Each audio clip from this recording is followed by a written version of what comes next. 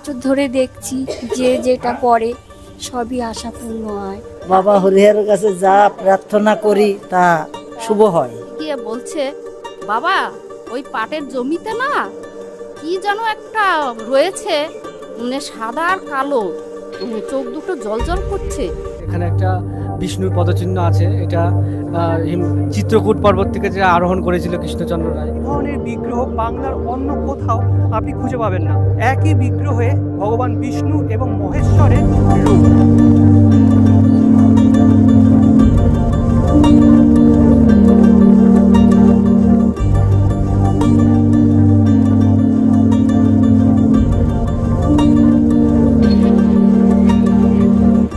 নমস্কার বন্ধুগণ, কেমন আছেন আপনারা? আশা করি ভালো আছেন। লাস্ট ভিডিওতে আমি আপনাদের দেখিয়েছিলাম খাস বাংলায় এক টুকরো রাজস্থান, যেটি ছিল কৃষ্ণনগরের চেতলাঙ্গিয়া গোপাল মন্দির। আর সেই ভিডিওতে আমি আপনাদের বলেছিলাম যে এই কৃষ্ণনগরে অনেক মন্দির আছে যেগুলো আপনাদের অবশ্যই দর্শন করতে হবে। আজকে আমি চলে যাব কৃষ্ণনগর থেকে একটু দূরে আমঘাটা নামক একটা জায়গায়, যেখানে একটা 400 বছর প্রাচীন মন্দির আছে। আপনারা দেখেছেন কৃষ্ণকালী মূর্তি বা দেখেছেন শিব পার্বতীর মূর্তি, একই শরীরে দুই দেবতার অধিষ্ঠান। আজকে আপনাদের এমন এক মন্দিরে নিয়ে যাব যে মন্দিরের বিগ্রহ বাংলার অন্য কোথাও আপনি দেখতে পারবেন না। এটি হলো হরিহর মন্দির। একই শরীরে ভগবান বিষ্ণু ও ভগবান মহেশ্বর অধিষ্ঠান করছেন। তো এই মন্দিরটা কোথায় আছে, আপনারা যেতে চাইলে কীভাবে যাবেন, সমস্ত ইনফরমেশন দেওয়া থাকবে এই ভিডিওতে। তাই ভিডিওটি একদম স্কিপ না করে লাস্ট দেখবেন, এবং ভালো লাগলে অবশ্যই লাইক, কমেন্ট, শেয়ার আর সাবস্ক্রাইব করে আমাকে আশীর্বাদ অবশ্যই করতে হবে। তো চলুন যাওয়া যাক এই শতাব্দী প্রাচীন মন্দিরে। তো আমি এখন দাঁড়িয়ে আছি কৃষ্ণনগর স্টেশনের একদম পাশে। দেখতে পাচ্ছেন সামনে এখানে প্রচুর অটো আছে। এই অটোগুলোর মধ্যে যে অটোগুলো নবদ্বীপ ঘাটে যায় সেই অটোতে উঠতে হবে। গন্তব্যস্থল আমঘাটা রেল স্টেশন।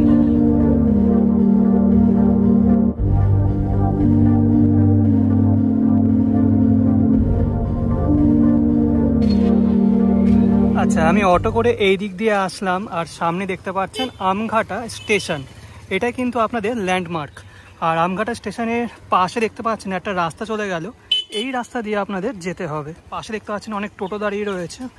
তো আমি টোটোতেই উঠবো, কারণ যা রোদ্দুর, এই রোদ্দুরে আর হেঁটে যাব না।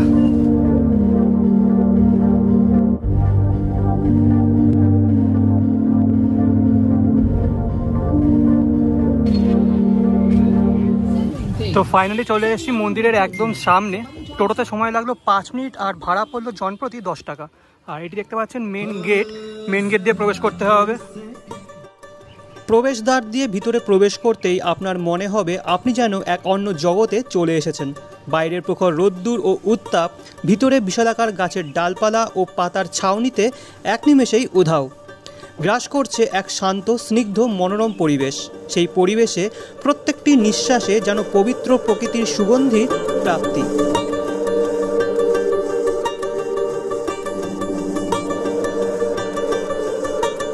প্রবেশ করে দুটো এরকম বিশাল বড় গাছ আছে। গাছ যে কতটা ইম্পর্টেন্ট এই গাছের নিচে দাঁড়িয়ে সেটা বোঝা যাচ্ছে। বাইরের দিকে এত গরম, এই গাছের নিচে এসে পুরো মনে হচ্ছে এসি। জায়গাটা তার ঠিক সামনে রয়েছে মূল মন্দির। আর আজকে মনে হয় কোনো উৎসব আছে, তাই অনেক ভক্তরা এসেছেন মন্দিরে। তো চলুন যাওয়া যাক সামনে।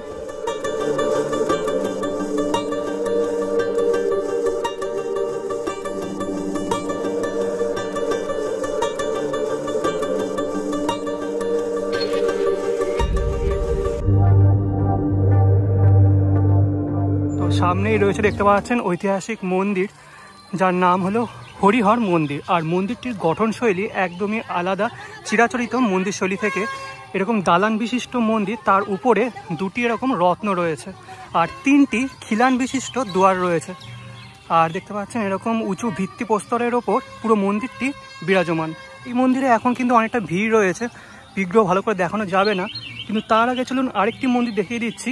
এই মন্দির প্রাঙ্গণে আরেকটি মন্দির আছে, এটি হলো কাল ভৈরবের মন্দির। এই যে সামনে দেখতে পাচ্ছেন। আর জায়গাটা এতটা সুন্দর, আমার মনে হচ্ছে আমি জুরাসিক পার্কে চলে এসেছি। এই হলো কাল ভৈরবের মন্দির। দরজায় লেখা রয়েছে মহাকাল ভৈরব মন্দির। তো জুতোটা খুলে নিই, তারপর ভিতরে দেখাচ্ছি।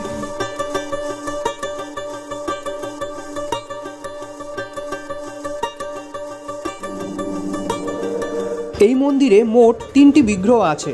একদম বাঁদিকে আছেন কালভৈরবের বিগ্রহ। কালভৈরব এখানে শ্বেতবর্ণে, তিনি তার বাহন কুকুরের উপরে বিরাজমান। কালভৈরবের পাশে বিরাজমান সিদ্ধিদাতা গণেশ ঠাকুরের বিগ্রহ।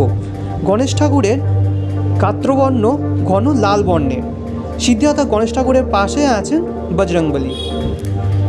কালভৈরবের মন্দিরের পাশে আছে আরেকটি মন্দির, এখানে পুজোর বাসনপত্র রাখা আছে। তার সামনে যে দুটি স্তম্ভ দেখছেন এটিও কিন্তু শতাব্দী প্রাচীন। মূল মন্দিরে প্রবেশ করব, কিন্তু তার আগে আপনাদের আরও একটা জিনিস দেখিয়ে দিই। মন্দিরের সামনে রাখা আছে দুটি রথ। লাল রঙের রথটি কিন্তু বেশ প্রাচীন, আর যেটা জানতে পারলাম এই হলুদ বর্ণের রথটি পরবর্তীকালে নির্মাণ করা হয়েছে, আর পুরো রথটি কিন্তু লোহা দ্বারা নির্মাণ করা হয়েছে। আজ যেহেতু মনসা পুজো, তাই গ্রামের প্রচুর ভক্তরা এসেছেন মন্দিরে পুজো দিতে, আর এই মন্দিরে প্রচুর দেবদেবীর বিগ্রহ আছে।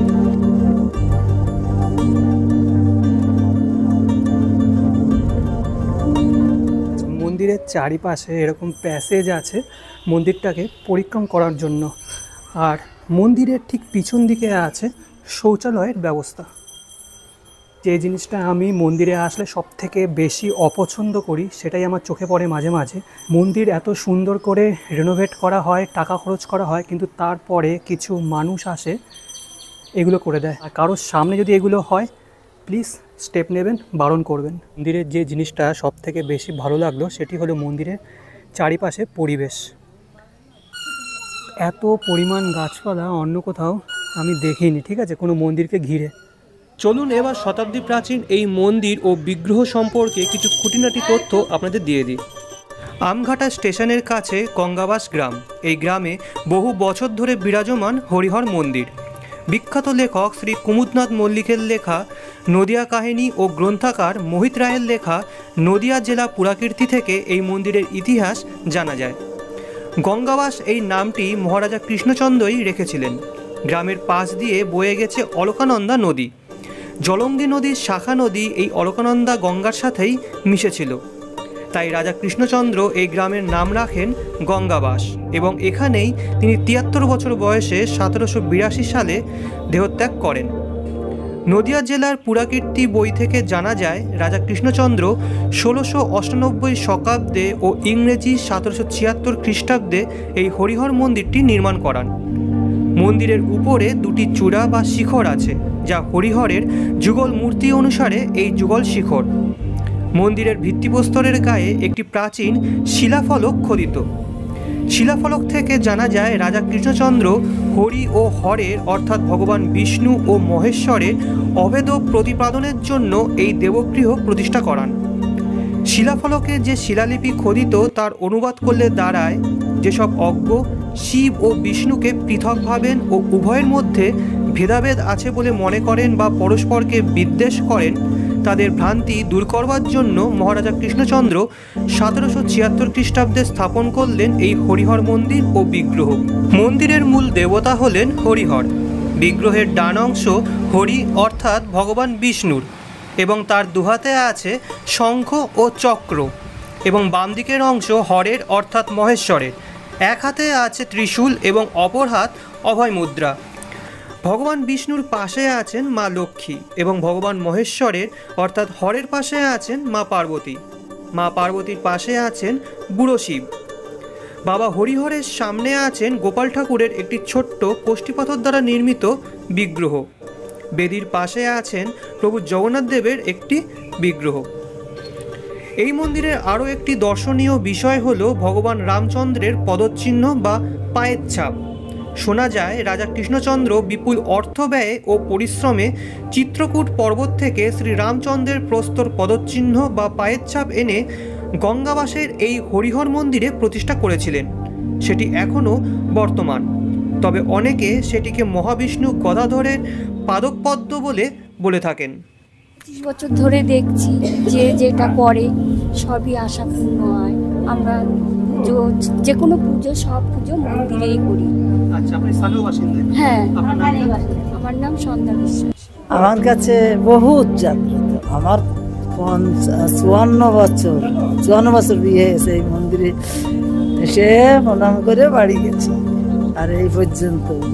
যাই হোক, বাবা হরিহরের কাছে যা প্রার্থনা করি তা শুভ হয়। আমার নাম কল্যাণ বিশ্বাস, আমি এখানেই থাকি, এইখানকার বাসিন্দা। এই মন্দিরটা খুবই জাগ্রত। এটা হচ্ছে হরিহর মন্দির। এখানে একটা বিষ্ণুর পদচিহ্ন আছে। এটা চিত্রকূট পর্বত থেকে যে আরোহণ করেছিল কৃষ্ণচন্দ্র রায়। মন্দিরের বিগ্রহ একবার চুরি হয়ে গিয়েছিল, সেই ঘটনাও শুনলাম স্থানীয় এক বাসিন্দার কাছ থেকে। ঠাকুরটা যখন হারিয়ে যায় সবাই তারপরে কুকুর এনেছিল, তাও ধরতে পারিনি। একটা পাটের জমির এই পাশের থেকে চলে এসছে পুলিশ। তখন আমরা গ্রাম 2-4 গ্রামের লোক বাস ভর্তি করে গিয়ে কৃষ্ণনগর যখন আমরা হামলা দিলাম যে আমাদের ঠাকুর চাই, ঠাকুর আমাদের মন্দির আমরা দেখতে চাই, গোয়েন্দা সিআইডি বেরিয়ে গেল। আর ঠাকুরটা 4 দিন ওই একটা পাটের জমিতে ছিল। দিয়ে একটা বাচ্চা ছেলে গরু চড়াচ্ছিল। ছেলেটা ওই একটা শিয়াল বারবার বেরোচ্ছে পাটের জমির থেকে, আবার ঢুকছে। শিয়ালটা পাটের জমিতে ঢুকে যায়। ঢুকে গেলে তখন ওই বাচ্চাটা গিয়ে দেখে কি এই হরিহর মূর্তিকে ও দেখে, যে একটা সাদা আর কালো মূর্তি, ও দেখে চোখ দুটো জল করছে, দেখেও ভয় পেয়ে গেছে। ও দৌড়াতে দৌড়াতে বাড়ি গেছে। বাড়ি গিয়ে বলছে, বাবা ওই পাটের জমিতে না কি যেন একটা রয়েছে, মানে সাদা আর কালো, চোখ দুটো জল করছে, আমি ভয় পেয়ে গেছি, চলো বাবা দেখবা তুমি। তারপর গেছে, বাবা এসে দেখে ঠাকুর। আর রাতে বৃষ্টি হয়েছে, ঠাকুর আগে চান করাতো না, যখন ওই বৃষ্টি হওয়াতে ঠাকুরটা আরো মানে পরিষ্কার হয়েছে, জল করছে। আচ্ছা, মন্দিরের পাশে রয়েছে একটা ঐতিহাসিক নদী, তো এই নদীটার কথা আমি দাদার কাছ থেকে হচ্ছে এই যে নদীটা দেখা যাচ্ছে এখানে, এই যে নদীটার নাম হচ্ছে অলকানন্দা। এটা হচ্ছে মহাবারাণসী। এটা এখানে আছে, এটা হচ্ছে মূল গঙ্গার সাথে মিলিত। এখন ভাগ বাটোয়ারার ফলে নদীটা আবদ্ধ হয়ে গেছে। এটা হচ্ছে আদি গঙ্গা, যেটা বলে আদি গঙ্গা। পারছেন যে একটা ঐতিহাসিক জায়গায় এসেছি আজকে। আর সব থেকে ভালো যেটা লাগলো সেটা হচ্ছে এখানকার পরিবেশ আর এখানকার মানুষজন।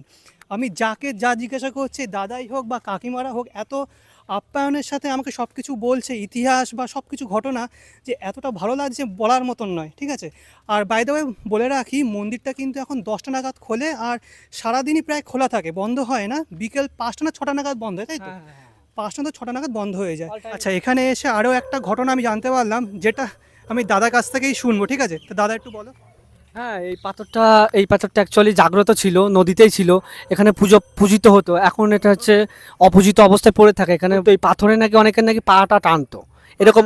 হ্যাঁ, পাটা কোনো কেউ পুজো হতো, জাগ্রত ছিল, তখন নাকি টানতো। বছরে একজন একটা শিশু কিংবা কোনো গাবদি পশু, গরু টরু, হ্যাঁ, নামলে হয়তো একা নামলে নিরিবিড়ি, তখন হয়তো আর খুঁজে পাওয়া যেত না, এরকম শোনা গেছে আর কি।